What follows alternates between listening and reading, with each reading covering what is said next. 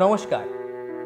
এক সপ্তাহের বিরতির পর আমরা আবার ফিরে এসেছি, আর সাথে করে আপনাদের জন্য নিয়ে এসেছি বর্ষাকাল special back to back horror স্টোরিজের চতুর্থ পর্ব। হেমেন্দ্র কুমার রায়ের লেখা বিখ্যাত ভয়ের গল্প নিশীথ রাতের কাহিনী। রাত 10টা বেজে গেছে। অন্ধকার আকাশে গড় গড় করে মেঘ ডাকছে।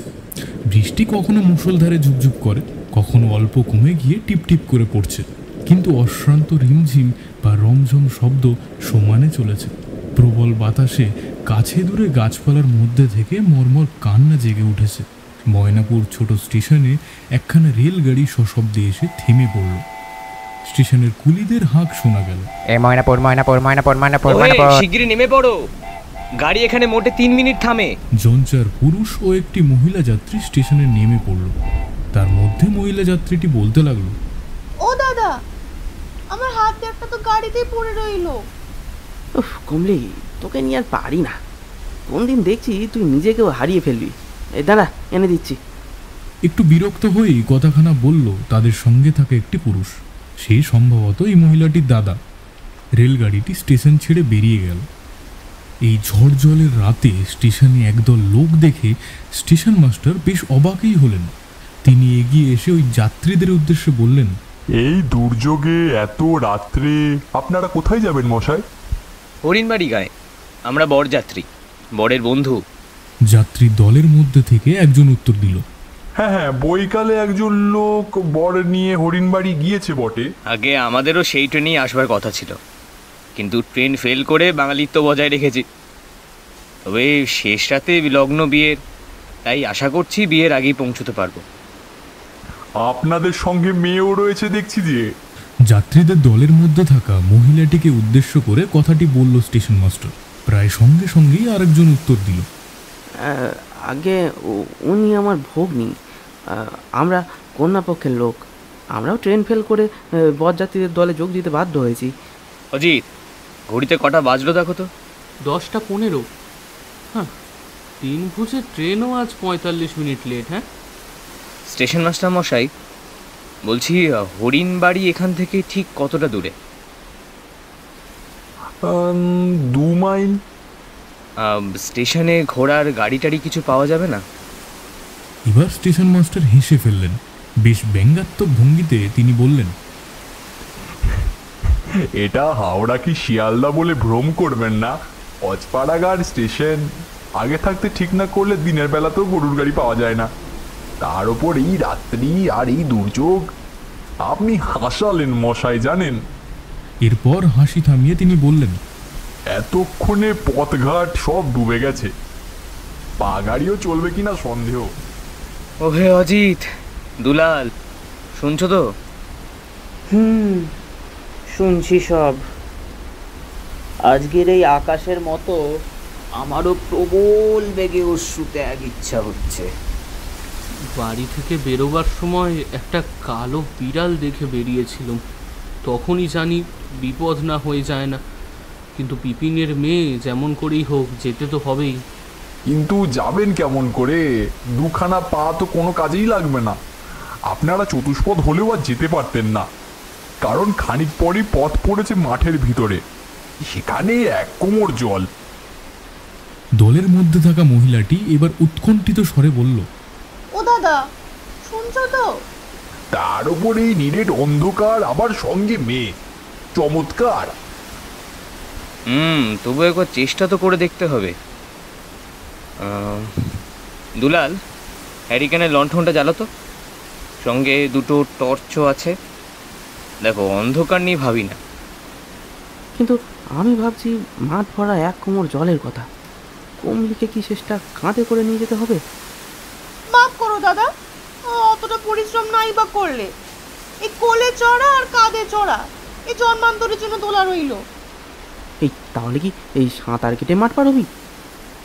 কাঁধে চড়া কি সাঁতার কাটা, ও দুটোর একটা আমার দ্বারা হবে না। মাগো, আমার বিয়ে থেকে কাজ নেই। এই জন্য বলে পথে নারী বিবর্জিতা। আচ্ছা বিমলবাবু, তাহলে আপনি বরঞ্চ ভগ্নীকে নিয়ে স্টেশনে থাকুন, আমরা এগোই।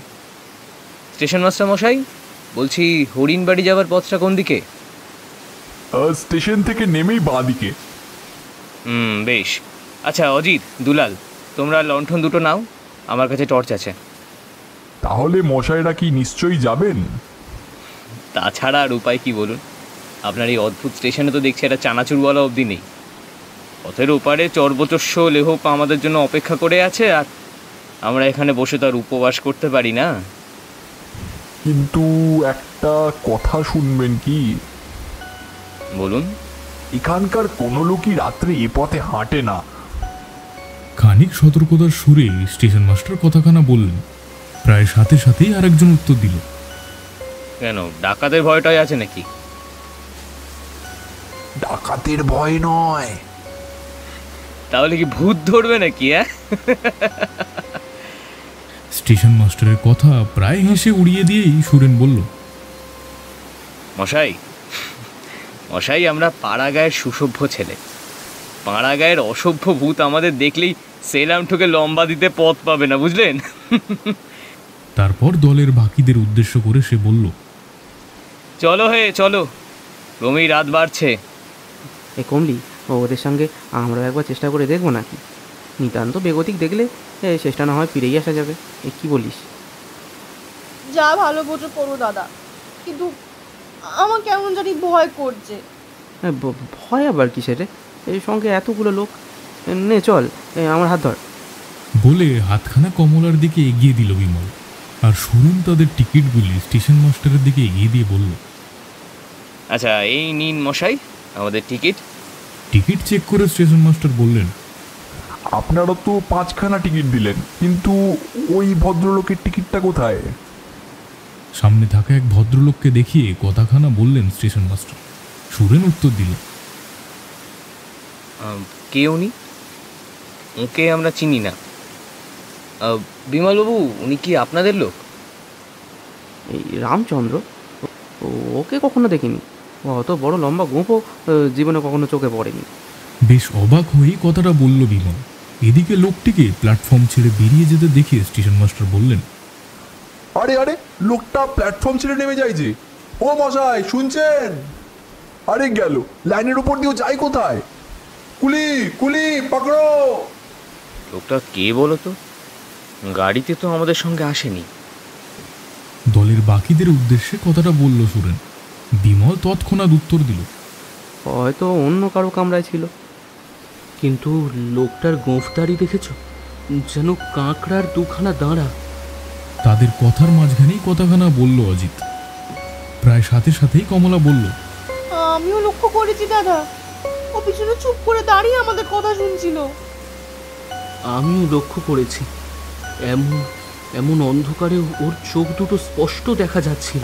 কমলার কথায় সায় দিয়ে কথাখানা বলল অজিত। সাথে সাথেই জবাব এলো দুলালের, তার মানে তুমি কি বলতে চাও? ওর চোখ দুটো বিড়ালের চোখের মতো জ্বলছিল? জ্বলছিল না বলেই তো আশ্চর্য হচ্ছে। জ্বলছিল না, কিন্তু স্পষ্ট দেখা যাচ্ছিল, যেন মরা মাছের মতো স্থির, ভাবহীন দুটো ড্যাপ ড্যাপে চোখ। তোমার তোমরা তোমরা এত কাছে রয়েছো, তবু তোমাদের চোখ ভালো করে দেখতে পাচ্ছি না, কিন্তু দূর থেকেই ওর চোখ স্পষ্ট দেখতে পাচ্ছিলাম। এবার সুরেন ব্যঙ্গাত্মক ভঙ্গিতে বলল, অজিতের বোধহয় ঘুম পেয়েছে, দেখো না এক্ষুনি স্বপ্ন দেখতে না শুরু করে। তার সাথে সাথে দুলালও শুরু করলো, আরে ওর খিদে পেয়েছে নিশ্চয়ই, কারণ উপমা দুটো তো মুখরোচক। কাঁকড়ার দাঁড়ার মতো গোঁফ আর মাছের মতো চোখ, দুটোই খাবার জিনিস। তাদের এই হাসি ঠাট্টা চলছিল। হঠাৎই একজন কুলি এসে হাঁপাতে হাঁপাতে স্টেশন মাস্টারকে উদ্দেশ্য করে বলল, वो आदमी भाग गया हुजूर। ব্যাটা রেল কোম্পানিকে ফাঁকি দিলে আর কি। স্টেশন মাস্টারের কথা শেষ হতেই সুরেন সকলকে তাড়া দিয়ে বলল, আচ্ছা অনেক কথা হলো, এবার চলো, আর দেরি নয়। আচ্ছা বিমলবাবু, আপনি বরঞ্চ ভগ্নীদের নিয়ে আমাদের মাঝে মাঝে চলুন। মাথার উপরে একটা পেঁচা ডেকে উঠল।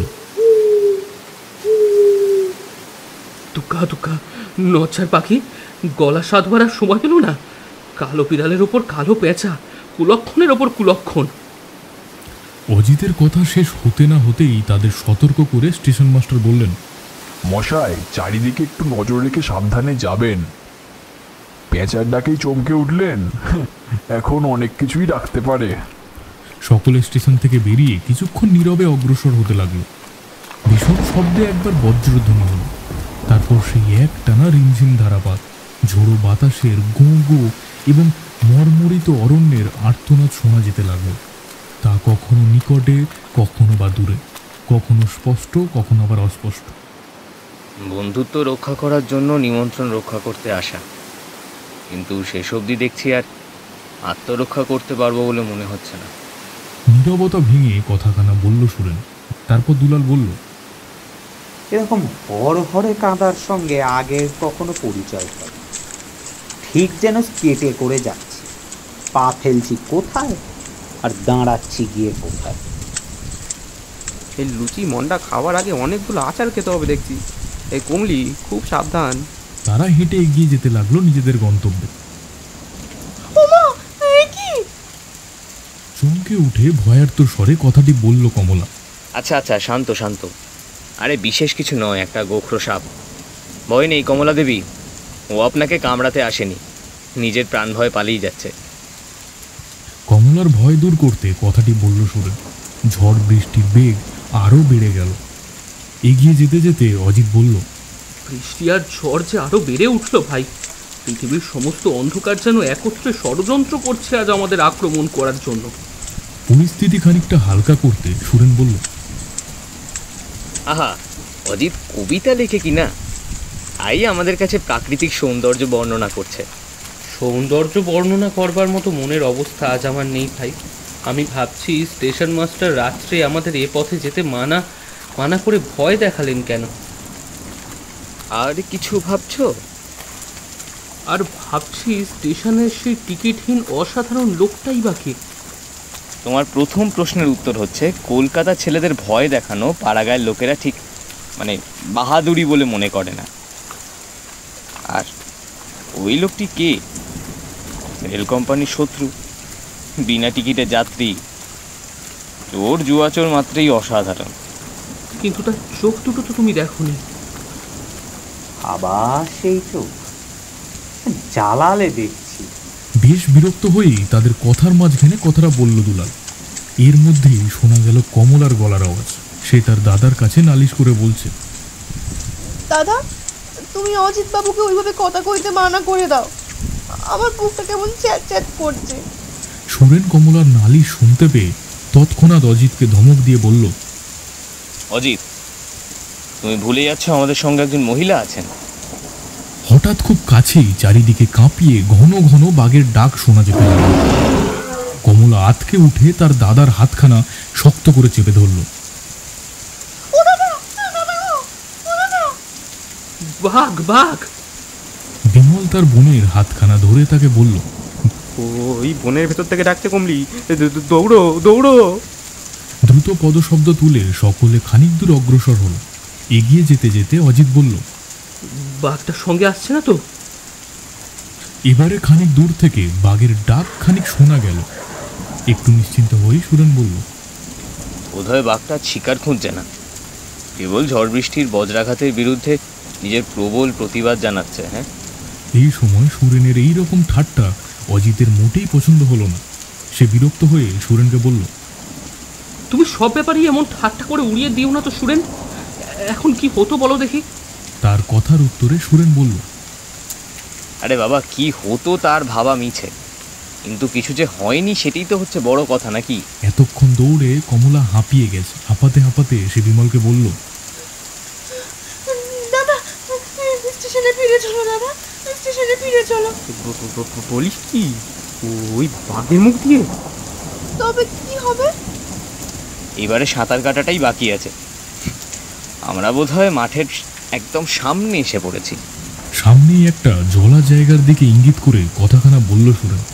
হঠাৎ বিষণ্ণ চিৎকারে আবার বাঘ ডেকে উঠল।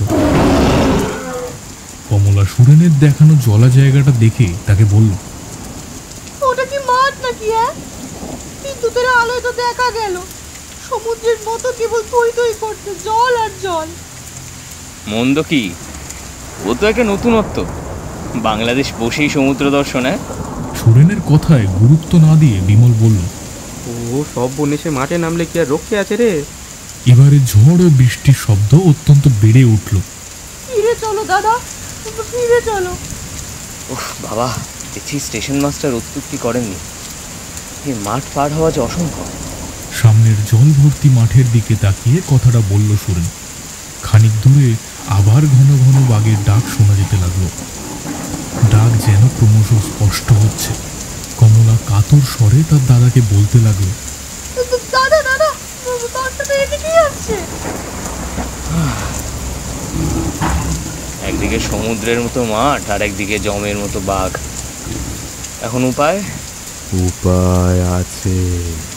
হঠাৎ একটা অপরিচিত গম্ভীর স্বর শুনে চমকে উঠল সবাই। সেই অপরিচিত স্বরে উত্তর ভেসে এলো, আমি। সেই গলার স্বর অনুসরণ করে দুলাল একবার চারিদিকে তাকিয়ে দেখল। তারপর দূরের এক গাছতলার দিকে তাকিয়ে চমকে উঠে বাকিদের বলল, ওই গাছতলায় তাকিয়ে দেখো, অজিতের সেই লোভনীয় কাঁকড়ার দাঁড়া আর মাছের মতো চোখ। সেদিকে ইঙ্গিত করে অজিত মৃদু স্বরে বলল, দেখেছো, গাছতলায় ওই খুটখুটে অন্ধকারে আমাদের লণ্ঠনের আলোতে ওই দেহটা ভালো করে দেখাই যাচ্ছে না, কিন্তু ওর চোখ দুটো কত স্পষ্টভাবে দেখা যাচ্ছে। কমলা তার দাদাকে কাছে টেনে তার কানে ফিসফিস করে বলল,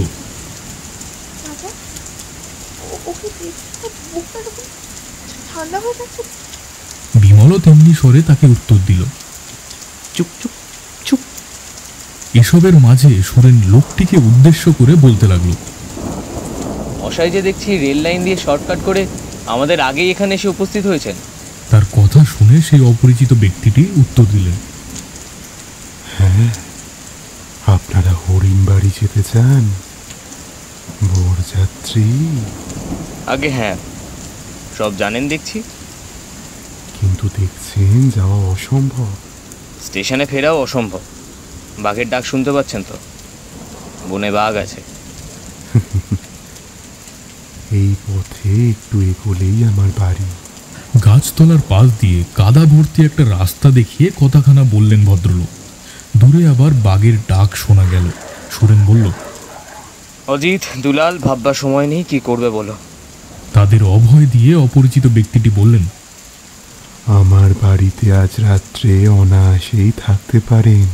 কিন্তু কমলার মন থেকে ভয় দূর হলো না। সে আবার তার দাদাকে বলল, দাদা, আমি যাবো না। ও চোখ দুটো দেখো, আমি যাবো না দাদা।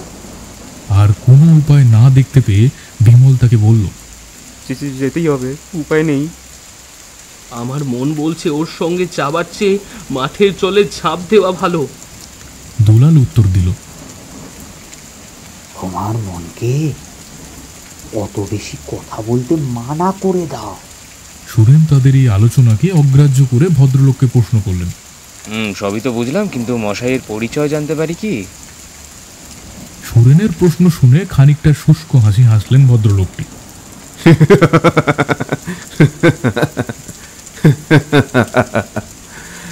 লোকে আমায় কদমপুরের জমিদার বলেই জানতো।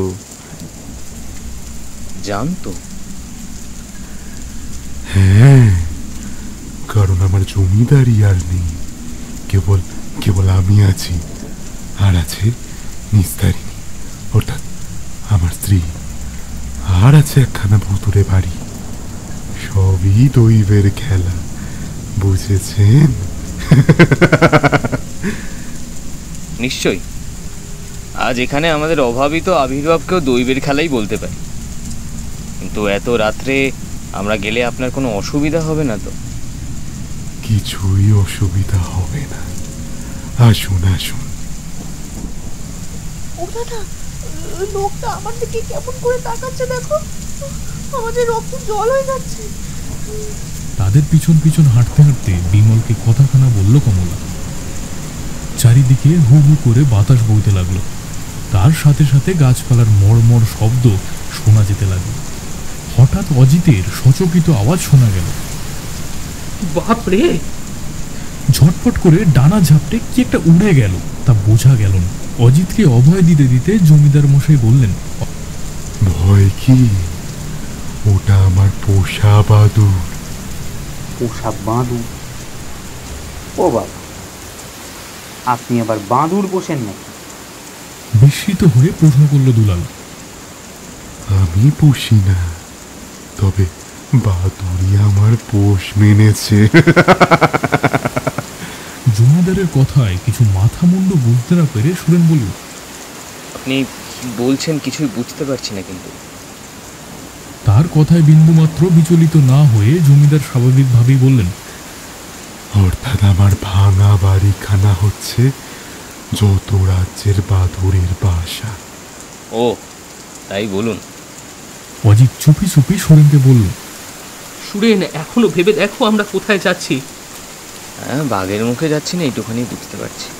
দুলালও তাদের আলোচনায় তাদেরকে যোগ দিয়ে সুরেনকে বলল, এইবারে আমারও ভয় হচ্ছে সুরেন। দেখো, এখনো সময় আছে, চলো। তাদের শঙ্কাকে অগ্রাহ্য করে সুরেন তাদের বলল, তোমরা কাপুরুষ, আমরা এতগুলো জোয়ান পুরুষ, ভয়টা কিসের? তারপর সে গলার স্বর স্বাভাবিক করে জমিদারকে জিজ্ঞাসা করল, তা মশাই, আপনার বাড়ি কদ্দূর?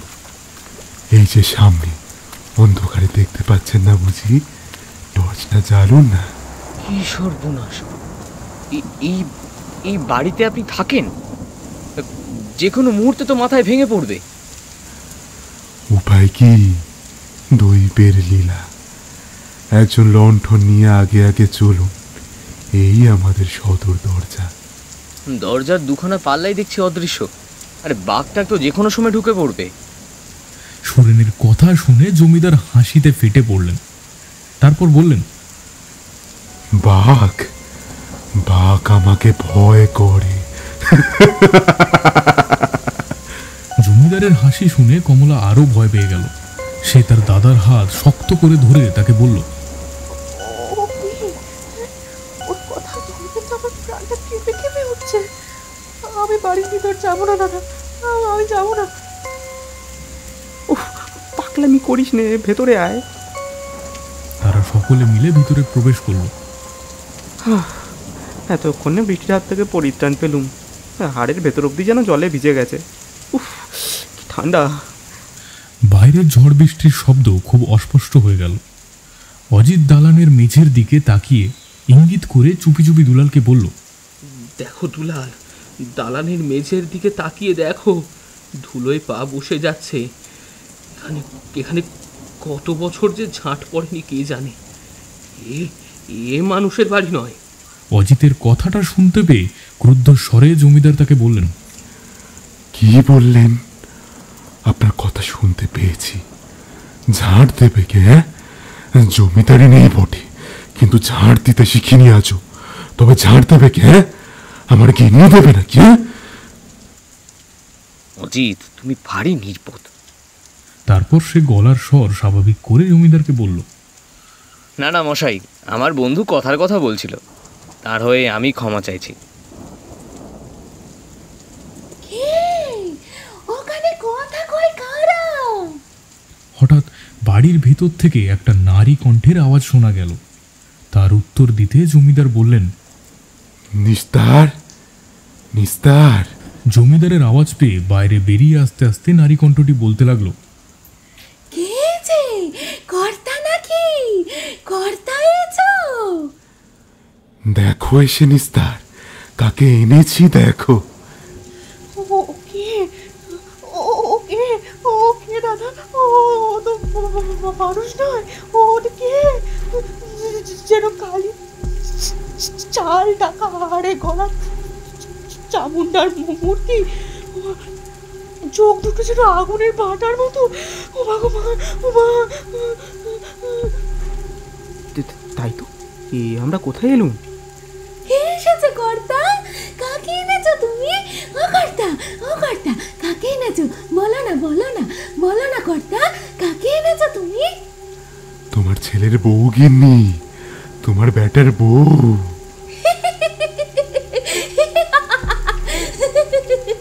কই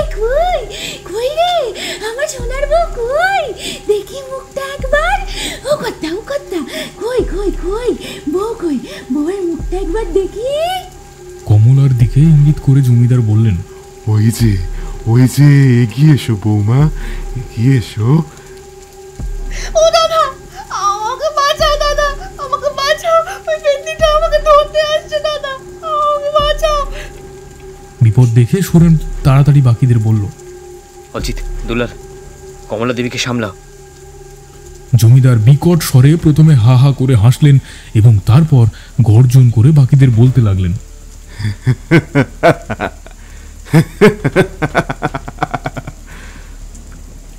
সরে দাঁড়া তোরা, গিনির পথ ছাড়, নইলে তোদের কি হবে জানিস? জমিদার আর তার স্ত্রীর এইরূপ কার্যকলাপ লক্ষ্য করে সুরেন তাড়াতাড়ি সামনে পড়ে থাকা একটা লাঠি হাতে তুলে নিল। তারপর চিৎকার করে জমিদার মশাইয়ের উদ্দেশ্যে বলল, আর এক পা এগোলেই লাঠি মেরে মাথা গুঁড়িয়ে দেব।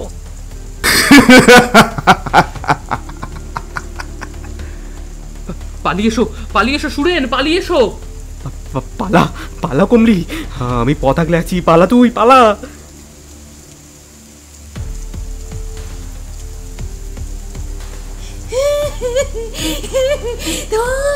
ধর রে, বেটার বউ পালাই গেল রে। ও বৌমা, যাস রে বৌমা, যাস রে। ওরে ওরে ওরে, তোরা কে আছিস? ধর, ও কর্তা, তুমি বেটার বউরে নিয়ে এসো না আমার কাছে। ও কর্তা গো, নিয়ে এসো না। ও বৌমা, যাস নে বৌমা, যাস নে। ও বৌমা, আয় না আমার কাছে একটু, আয় না, আমার বেটার বউ চলে গেল রে। ও বৌমা, যাস নে বৌমা, যাস নে। ওরে ওরে ওরে, কেউ ধরে নিয়ে আয় রে। ও কর্তা, তুমি নিয়ে এসো না কর্তা, বেটার বউ চলে গেল রে। সকলে বাইরে বেরিয়ে এলো। তারপর অন্ধকারের মধ্যে দিয়ে দ্রুত পথ বের করে স্টেশনের দিকে দৌড়াতে লাগলো। সকাল হলো, এখন ঝড় বৃষ্টি থেমে গেছে, ভোরের পাখিরা ডাকছে। ময়নাপুর স্টেশনে বসে আছে সবাই। যাক বাবা, সকাল হলো, বাঁচলুম। এখনই ট্রেন আসবে, কিন্তু স্টেশন মাস্টার কোথায়? এই যে আপনারা ফিরে এলেন, বিয়ে বাড়ি যাননি? বিয়ে বাড়ি যাবো বটে বাবা, প্রাণ নিয়ে পালিয়ে আসতে পেরেছি, এই ঢের। দুর্যোগে যেতে মানা করলুম, শুনলেন না তো? বাঘের খপ্পরে পড়েছিলেন বুঝি? বাঘের খপ্পরে নয় মশাই, বাঘের খপ্পরে নয়, রীতিমতো ভূতের খপ্পরে। সব জেনে শুনে আর চেপে যাচ্ছেন কেন? ভূতের খপ্পরে? ও পথে ভূতের ভয় আছে তা জানতুম না তো। তবে কি থামেন কেন, বলুন। আমি এখানে মোটে মাস 3 বদলি হয়েছি, সত্যি মিথ্যে জানি না। তবে লোকের মুখে শুনেছি যে এই কদমপুরের জমিদার নাকি রাত্রে দুর্যোগ হলেই পথে বেরোয়। হ্যাঁ, জমিদারের তো গিন্নিও আছেন। তাও শুনেছি। তাদের কারোকেই আমার চোখে দেখার সৌভাগ্য হয়নি, তবে শুনেছি তারা দুজনেই পাগল। পাগল? হ্যাঁ, অনেককাল আগে নাকি এই দুর্যোগের রাত্রে তাদের একমাত্র ছেলে বিয়ে করতে গিয়ে আর ফিরে আসেনি। ফিরে আসেনি কেন? পথে নৌকাডুবি হয়ে মারা পড়ে, আর কিছুকাল পরেই ছেলের শোকে কর্তা গিন্নি দুজনেরই মাথা খারাপ হয়ে যায়। জমিদারি 5 ভূতে লুটে খায়। তারপর থেকে দুর্যোগের রাত হলেই পাগলামি বিষম বাড়ে। কর্তা বনে বনে ঘোরে, লোকজন দেখলেই ছেলের বিয়ের বরযাত্রী বলে বাড়িতে নিয়ে চলে যায়।